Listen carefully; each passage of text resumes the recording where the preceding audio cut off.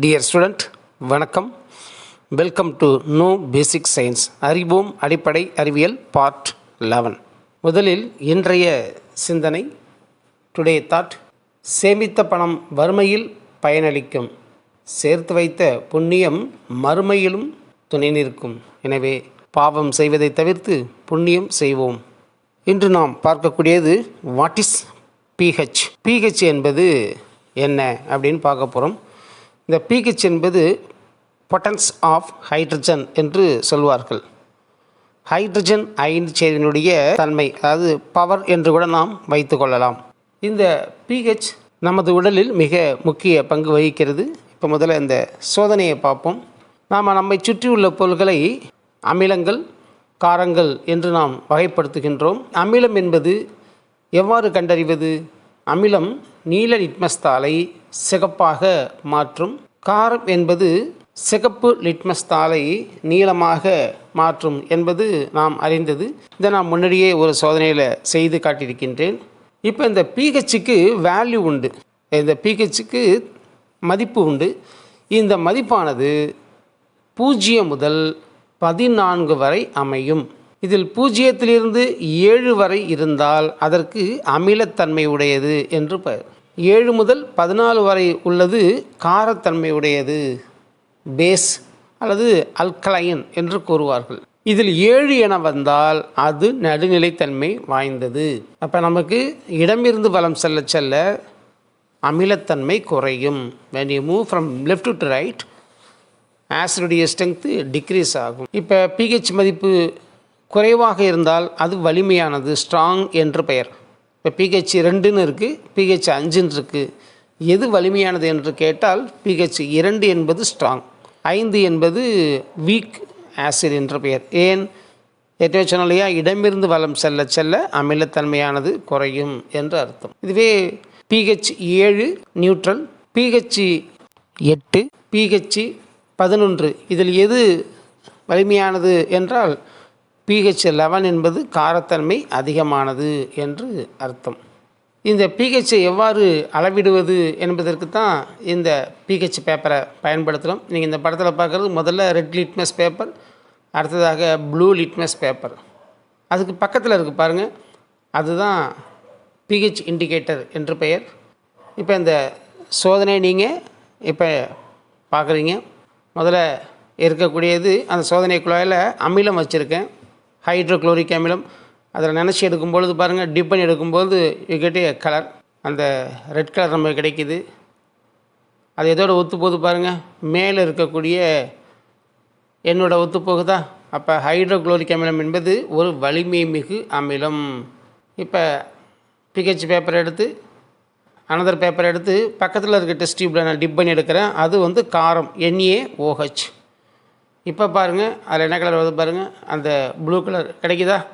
இது எதோட ஒத்து போகுது பாருங்கள், pH 14 என்று சொல்லக்கூடிய கடைசி மதிப்போடு ஒத்து போகுது.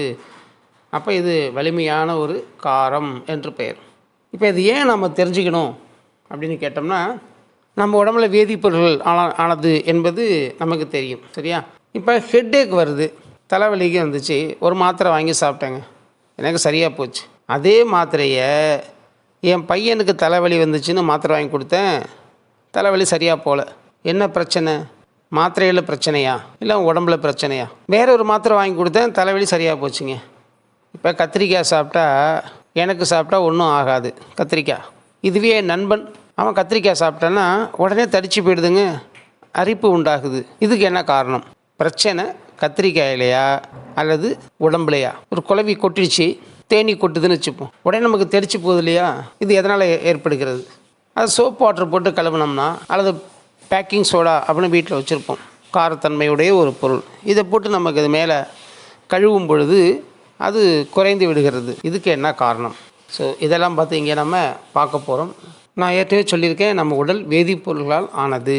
எனவே நமக்கு நோய் உண்டாக என்ன காரணம் அப்படின்னு பார்த்தோம்னா, டிசீஸ் ஏற்பட காரணம் என்ன அப்படின்னா நம்முடைய உணவுப் பொருள். Diet is very important. இது அந்த காலத்தில் சொல்லுவாங்க, வாயை கட்டினா நோயை கட்ட முடியும் என்று. ஏனென்றால் நம்ம உடம்புல பிளட்டு மிக முக்கியமான ஒன்று என்பது உங்களுக்கு தெரியும். இந்த பிளட்டுக்கு பிஹெச் வேல்யூ உண்டு. அடுத்து நம் வாயில் சுரக்கக்கூடிய உமிழ்நீர் சலைவா என்று சொல்லக்கூடியது, இதற்கும் பிஹெச் மதிப்பு உண்டு. உண்ணுகின்ற உணவு ஸ்டமக் என்று சொல்லக்கூடிய இறப்பைக்கு போகுது, எங்கும் அமிலம் சுரக்கப்படுகிறது, அங்கும் பிஹெச் மதிப்பு உண்டு. அடுத்து நம் உடலில் வெளிவரக்கூடிய சிறுநீர் யூரின், இதற்கும் பிஹெச் மதிப்பு உண்டு. இதை வைத்து கொண்டே நாம் நம் உடலில் உள்ள நோயை குணப்படுத்த முடியும். எந்த மாதிரியான உணவுப் பொருள் நம் உடலுக்கு தகுந்தது என்பதை நம்மால் தேர்வு செய்யவும் முடியும். இப்போ நம்ம சில பேருக்கு காலையில் எழுந்திரிச்சு டீ குடித்தாதான் உடம்பு ஃப்ரீயாக இருக்கும் அப்படின்னு சொல்லுவாங்க, இல்லைன்னா இதாக இருக்கும். ஆனால் ஒரு சிலருக்கு டீ ஒத்துக்காது, காஃபி ஒத்துக்கும். சில பேருக்கு பால், என் உடம்புக்கு பால் தான் ஒத்துக்கும், காஃபி ஒத்துக்காதுமோ. என்ன காரணம் அப்படின்னா, இது ஒவ்வொன்றுக்கும் உள்ள பிஹெச் மதிப்பு இந்த அட்டவணையில் பாருங்கள், உங்களுக்கு தெரியும். காஃபி, டீ, பால் இதெல்லாம் என்னென்ன பிஹெச் மதிப்பு என்பது தெரியும். இதில் க்ரீன் டீ சிறந்தது என்று சொல்லுவாங்க. ஏன்னா அதுக்கு பாருங்கள், அமிலத்தன்மையோட அதற்கு காரத்தன்மை அதிகமாக இருக்கிறது. இதனால தான் நம்முடைய சலைவா என்று சொல்லக்கூடிய உமிழ்நீருக்கு என்ன இருக்குது பாருங்கள், 6.5 to 7.5 வரைக்கும் இருக்கலாம். இதுமாரி பிளட்டு 7.3 7.4 பாருங்கள், எல்லாமே கிட்டத்தட்ட நியூட்ரல் ஸ்டேஜில் இருக்கும். ஸ்லைட்லி அல்கலைன், சிறிதளவு காரத்தன்மை இருக்கும். 7 என்ன சொல்லியிருக்கேன், நடுநிலை. 7 தாண்டுனா என்ன சொல்லியிருக்கேன், காரத்தன்மை. எனவே இப்படியும் அல்லாமல் அப்படியும் இல்லாமல் நிலையில் இருக்குது பாருங்கள். நடுநிலையை விட கொஞ்சம் குறைவாக இருக்க வேண்டும் அப்படின்னா அமிலத்தன்மை, கொஞ்சம் அதிகமாக இருக்க வேண்டும் அப்படின்னா காரத்தன்மை. நம்ம சிறுநீர்லேயும் அப்படி தான் நாங்கள் இருக்கணும். சிறுநீர்லேயும் பார்த்திங்கன்னா 6.5 to 7.5 ஈவினிங் டயத்தில் இருக்கணும். மார்னிங் டயத்தில் எழுந்திரிச்சோடனே 6.0 to 7.0 ஆக மேலே வாயில் சுரக்கக்கூடிய உமிழ்நீராக இருக்கட்டும், கீழே வெளியேறக்கூடிய யூரினிலும் அந்த சிறுநீரிலும் இந்த மதிப்பு தான் இருக்க வேண்டும். உமிழ்நீரை பொறுத்தவரை சாப்பிடுவதற்கு 1 மணி நேரத்துக்கு முன்னும் சாப்பிட்ட பின் 2 மணி நேரத்துக்கு பின்னும் கணக்கிட வேண்டும். இதில் ஏதேனும் மாற்றம் ஏற்பட்டால் அப்போ உடல் உறுப்புகள் பாதிக்கப்படுகிறது. தலைவலி, வாந்தி, மயக்கம், சில பிரச்சனைகள், எரிச்சல், கோபம் இதெல்லாம் வருகிறது என்றால் உள்ளே நடக்கக்கூடிய இந்த வேதி மாற்றம், அதாவது நம் உணவுப் பொருளை மாற்றி அமைக்க வேண்டும் என்பது தெளிவாகும்.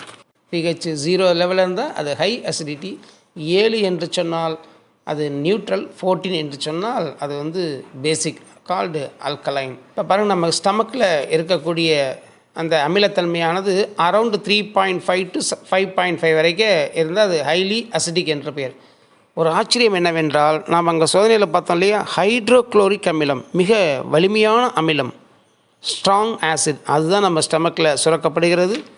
அதனை சுற்றி நமக்கு மியூக்கஸ் லேயர் என்ற ஒரு லேயர் இருக்கும். அந்த லேயர் பாதிப்புக்கு உள்ளானால் அதுதான் நம்ம வயிற்றில் புண் ஏற்படக்கூடிய அல்சர் என்று சொல்வோம். அதற்காக வேலைக்கு சரியாக சாப்பிட வேண்டும், அல்லது சிறிது நீராவது நாம் குடிக்க வேண்டும் என்று நாம் சொல்லுவார்கள். ஏன்னா அதனுடைய அந்த கான்சன்ட்ரேஷனை நாம் குறைக்க வேண்டும் என்பதற்காகத்தான். தெரியும் உங்களுக்கு, இந்தமாரி ஸ்டமக்கில் அல்சர் வரப்போ என்ன பண்ணுவாங்க தெரியுங்களா, ஒரு மாத்திரை கொடுப்பாங்க, ரைட்டா. நீங்கள் சாப்பிடக்கூட அந்த மாத்திரையில் என்ன இருக்கும் அப்படின்னா மெக்னீஷியம் ஹைட்ராக்சைடு அப்படிங்கிறது என்ன, காரத்தன்மையுடைய ஒரு பொருள்.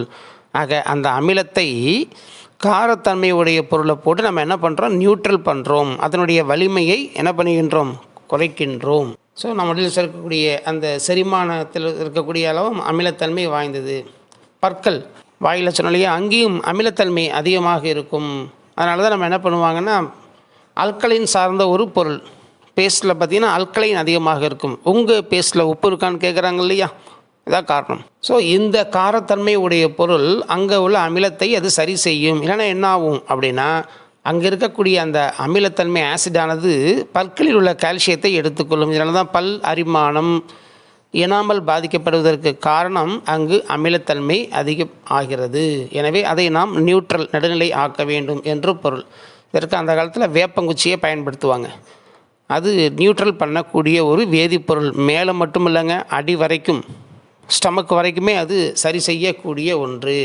அதனால தான் வாயில் நமக்கு இனாமலில் ஒரு வீக்கம் ஏற்படுகிறது, பற்சிதைவு ஏற்பட என்ன பண்ணுவாங்க, வீட்டில் என்ன பண்ணுவாங்க, உப்பு கொஞ்சம் எடுத்து வாயில் நீர் கலந்து, நம்ம உப்பு நீரை அதை வாயில் கொஞ்சம் நேரம் அடக்கிக்கிங்க, அது சரியாக போகும், பல்வலி, அந்த இனாமல் ஏற்படக்கூடிய வீக்கம் சரியாகும் அப்படின்னு சொல்லுவாங்க. இதில் 2 இருக்குது நமக்கு பயன். ஒன்று, அங்கே இருக்கக்கூடிய அந்த கெட்ட நீரானது வெளியேற்றப்படுகிறது.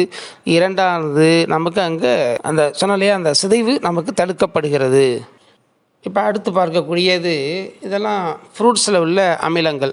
இப்போ அமிலம் உடம்புல ஸ்டொமக்கில் சுரக்குன்னு சொல்லியிருக்கீங்க. இப்போ ஃப்ரூட் சாப்பிட்டா அந்த அமிலத்தன்மையும் சேர்ந்து இன்னும் அதிகமாகுமே என்று கேட்டால் ஆகாது. ஏன்னா இதற்கு பேர் வீக் ஆசிட் என்று பேர். அமிலங்களில் 2 வகை உண்டு, strong and week. Inorganic strong, கனிம அமிலங்கள் வலிமையானது என்று நாம் படித்திருக்கின்றோம். கரிம அமிலங்கள் வலிமை குறைந்தது.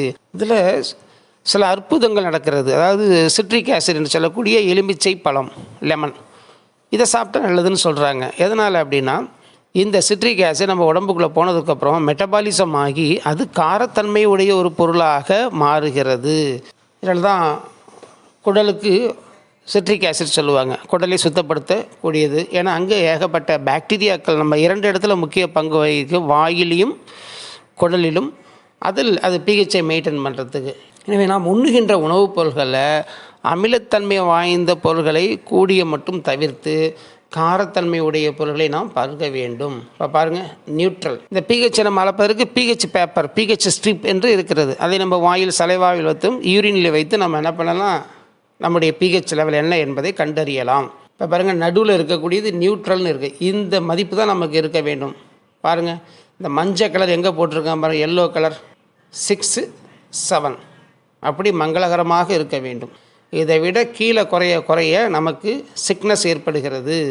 பிஹெச் ஸ்பெக்ட்ரம், உண்ணுகின்ற உணவுப் பொருட்களில் எதெல்லாம் அமிலத்தன்மை வாய்ந்ததாக இருக்கிறது, எதெல்லாம் காரத்தன்மை வாய்ந்ததாக இருக்கிறது என்பதை குறிக்கிறது. இது நம் அன்றாட வாழ்க்கையில் பயன்படுத்தக்கூடிய சில பொருளுடைய பிஹெச் மதிப்பு இங்கே கொடுக்கப்பட்டிருக்கிறது. எனவே நாம் உண்ணுகின்ற உணவில் நமது பாரம்பரிய உணவாக இருக்கக்கூடிய காரத்தன்மை வாய்ந்த பொருள்கள், காரம்னா நீங்கள் மிளகாய்த்தூளை எடுத்துக்கக்கூடாது, அது காரம் அப்படின்னு நினைக்கக்கூடாது, வலிமையான ஒரு அமிலம். எனவே நார் சத்துள்ள பொருள்கள் அதிகமாக இருக்க வேண்டும் என்று வழவழப்பான வெண்டைக்காய் ரொம்ப நல்லதும்பாங்க. அதற்கு காரணம் அப்படின்னா அதில் அந்த பேசிக் தன்மை இருப்பதால், காரத்தன்மை இருப்பதால் தான் அது வெண்டைக்காய் மிகச்சிறந்த பொருள், குடலுக்கு வயிற்றை சுத்தப்படுத்தக்கூடியது என்று கூறுவார்கள். எனவே அல்கலைன் ஃபுட்டுகளை, ஃபைபர் அதாவது நார் சத்துள்ள பொருள்களை நாம் அதிகம் எடுத்துக்கொள்ள வேண்டும். அவாய்டு வெஸ்டர்ன் டயட் என்று சொல்லக்கூடிய மேற்கிந்திய கலாச்சாரத்தில் உள்ள உணவுப் பொருளை நாம் தவிர்த்தால் உடலுக்கு அது நல்லது. ஏனெல்லாம் அவைகள் அமிலத்தன்மையை அதிகமாக நம் உடலில் ஏற்படுத்துகின்றன. நமது உடலுக்கு மட்டுமல்ல, மண்ணுக்கும் பிஹெச் மதிப்பு உண்டு. உதாரணமாக என்னுடைய வயலில் நெல் நன்றாக விளைகிறது. ஆனால் எனக்கு பக்கத்தில் உள்ள நண்பனுடைய வயல் சரியாக விளையவில்லை என்றால் அதற்கு என்ன காரணம் அப்படின்னா, நெல்லுக்கு அமிலத்தன்மையுடைய மண் தான் முக்கியம். அவரது வயல் மண் காரத்தன்மையாக இருந்தால் அங்கு நெல் விளையாது. அப்போ என்ன பண்ணணும், அந்த காரத்தன்மையை நடுநிலையாக்குவதற்கு அமிலத்தன்மை வாய்ந்த உரத்தை அவர் பயன்படுத்த வேண்டும். இதன் மூலமாக பிஹெச் மதிப்பை மாற்றி பயிரிடலாம். அல்லது காரத்தன்மை வாய்ந்த பயிர்களை அங்கு பயிரிட்டால் அவருக்கு விளைச்சல் அதிகமாக கிடைக்கும். நன்றி மாணவர்களே. இப்பொழுது நம் உடலில் ஏற்படக்கூடிய பிஹெச் தன்மை மாற்றம்தான் உடலில் நோய் ஏற்படுவதற்கு, உடல் உறுப்புகள் பாதிப்பதற்கு ஒரு காரணமாக அமைகிறது என்று நாம் பார்த்தோம். நமது அடுத்த வீடியோவில் டைஜஷன் சிஸ்டம் எவ்வாறு அமைகிறது, உடல் செரிமானம் எவ்வாறு ஏற்படுகிறது என்பதை பற்றி மீண்டும் பார்க்கலாம். நன்றி. தேங்க்யூ. தேங்க்ஸ் ஃபார் வாட்சிங். பிடிச்சிருந்தால் பிறருக்கும் ஷேர் பண்ணுங்கள்.